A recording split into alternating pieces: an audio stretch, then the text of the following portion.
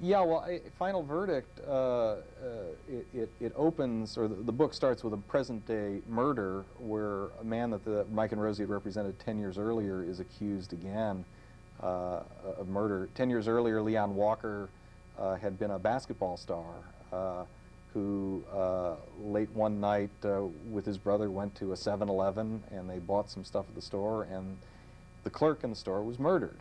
And Leon and his brother were accused of that murder, and Mike and Rosie got them off. Some said on a technicality. You jump forward 10 years and you have another case involving Leon. Now, what was left unsaid in the earlier books was the fact that the earlier Leon Walker case was a case where Mike and Rosie fought with each other. They fought with the district attorney. They fought with the press. And that was the case that had torn their marriage apart. And that really is the subject of the fourth book in many respects.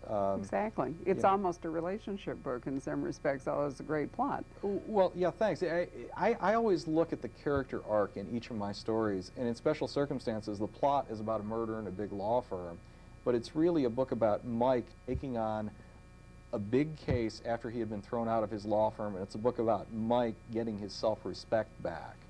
The second book, Incriminating Evidence, is about the district attorney of San Francisco is accused of murdering a male prostitute in the Fairmont Hotel. Well, that book is really about Mike and Rosie taking on an impossible case and showing how they react to that. The third book, Criminal Intent, is about the death of a movie director who's found on Baker Beach at 3 in the morning, and his movie starlet wife is accused of bludgeoning him with his own Oscar statue.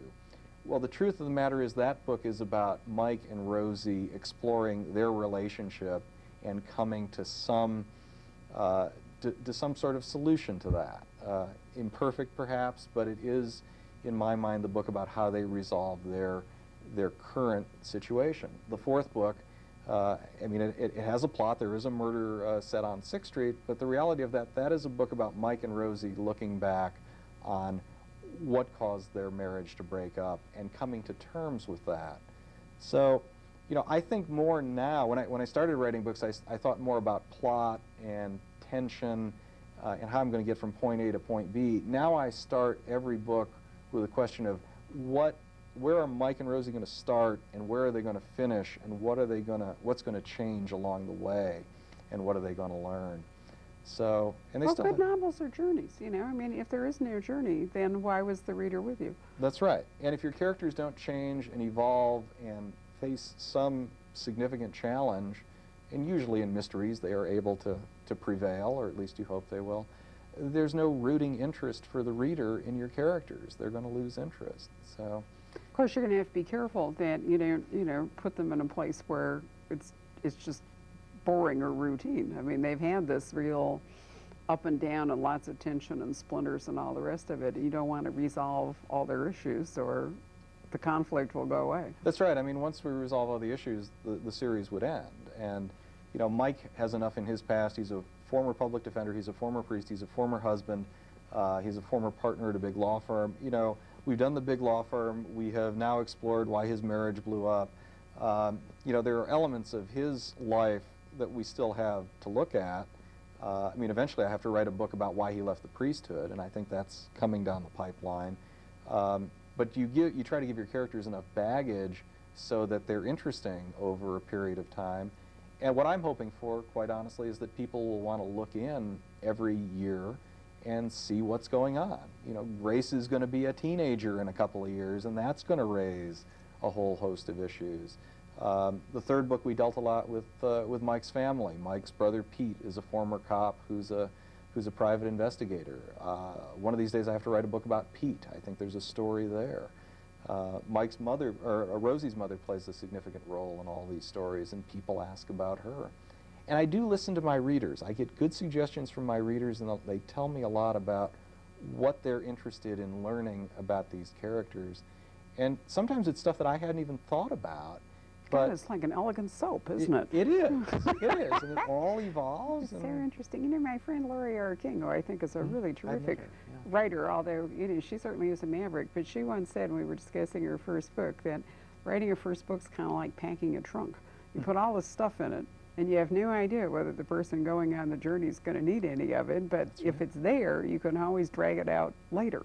That's and unpack it. And she thinks that a lot of it's a purely subconscious process, or is just a way of defining the character that nobody yet knows. You know, you put all that stuff in there because you have to say something, That's or right. they need something. I mean, Mike doesn't have to. I mean, an interesting question for you would be, why would you write about a Catholic priest? Why aren't you writing about a Jew and a rabbi? The answer to that is, when I started writing Special Circumstances, the original narrator was the Jewish corporate and securities attorney who is accused of murder, who looks very much like me, talks very much like me, and has twin sons named Alan and Stephen, which I have. About 50 pages into the first draft of the manuscript, I discovered that it's very difficult to write a book where the narrator is the accused, because the accused spends most of his time in jail. And you cannot have an entire book of jail visits. So I took the narrative voice from the Jewish corporate and securities attorney and moved it over to the Catholic defense attorney, and the Catholic defense attorney became the protagonist. And I knew it as soon as I shifted the voice that it worked. The odd part is the Catholic defense attorney sounds a lot like I do, and of course the Jewish corporate securities attorney very much sounds like me, so I have a book where I'm talking to myself in some respects. Maybe that's for why it 400 worked. pages, and it works. And I am not in any means shy about admitting that Mike Daly sounds just like me, and Rosie, to a great degree, sounds like my wife. Now, we get along a lot better. Linda and I get along a lot better than Mike and Rosie do, but I think the authenticity in the voice and getting into character comes from the fact that it's a very comfortable voice for me to write in. And people who know me well enough will say reading my books is kind of like just hearing me talk. It's like having me stand in the corner of the room and read it to you. So is Rosie that easy for you too? It's not a gender issue? Rosie is an easy character for me to write. I can hear her voice. And Rosie's also easy to write because Rosie almost always gets it right, just like my wife. So, and the interplay between Mike and Rosie comes very naturally to me. It isn't easy with some of the other characters sometimes, but with Mike and Rosie, I can hear them very clearly in my own head. It gets a little odd when I'm listening to the audio versions of my books, because the voices, they've done a very nice job with the audio versions, but the voices don't sound out loud to my ear the way they sound inside my head. So. Interesting.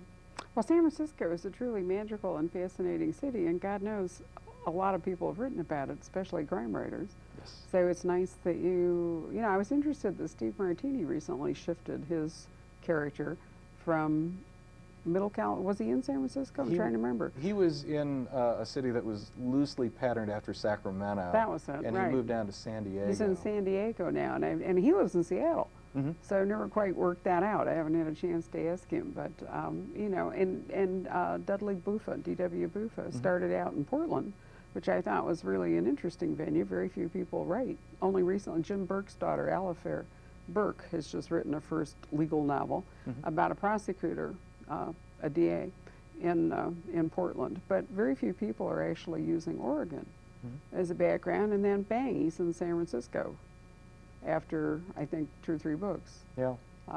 Joseph Antonelli, who I think is a fascinating character. And I don't know if he's going back to Portland or not, but there seems to be some sort of magnet about San Francisco. Who knows?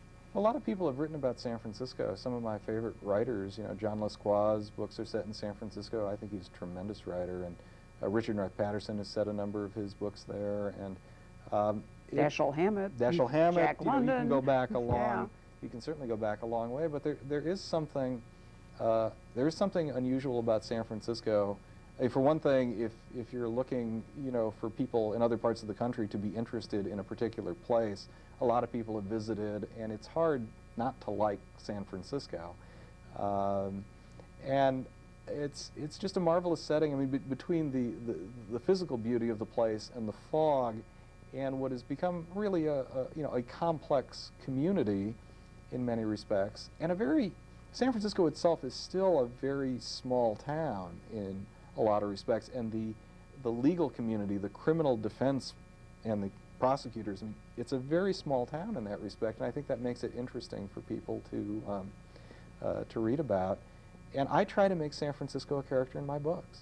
Oh, I think you succeed very well. I mean, that's one of the features I always enjoy, because of course I lived there for so long.